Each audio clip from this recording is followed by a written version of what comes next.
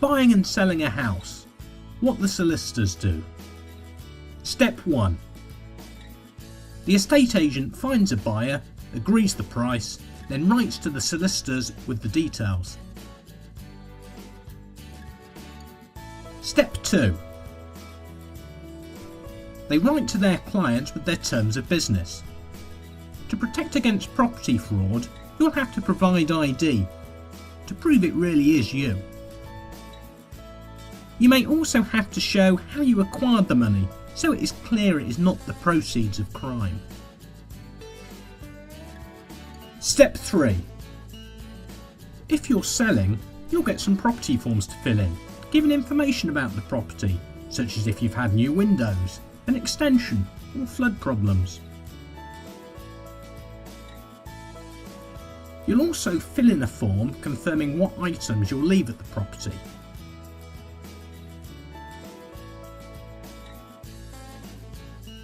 Step 4. The solicitor for the seller sends a draft contract, the property forms, and a copy of the deeds to the buyer's solicitor. The deeds are usually simply downloaded from the land registry these days.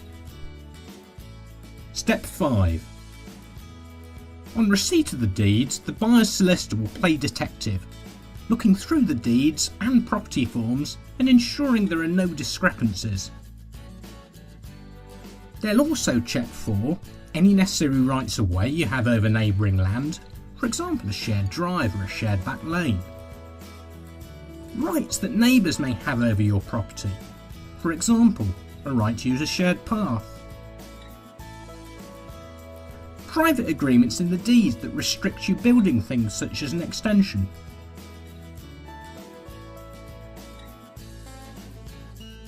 And paperwork for any new windows, electrical work or gas installations.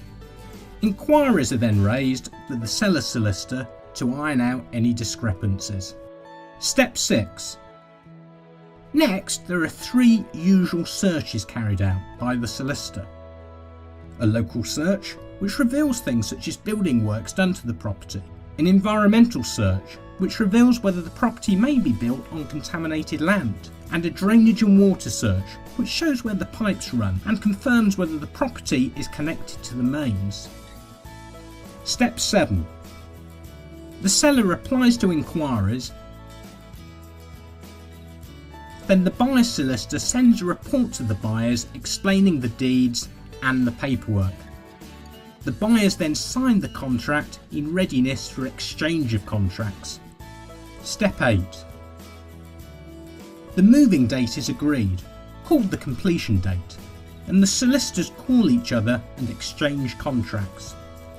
At this point, no one can back out. Step 9.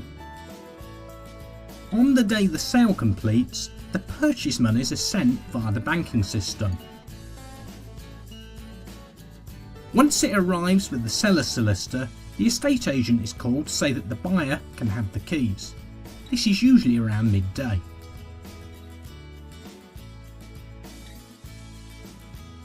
Step 10.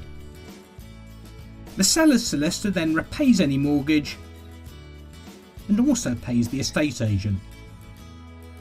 The buyer's solicitor will register the change of ownership with the land registry.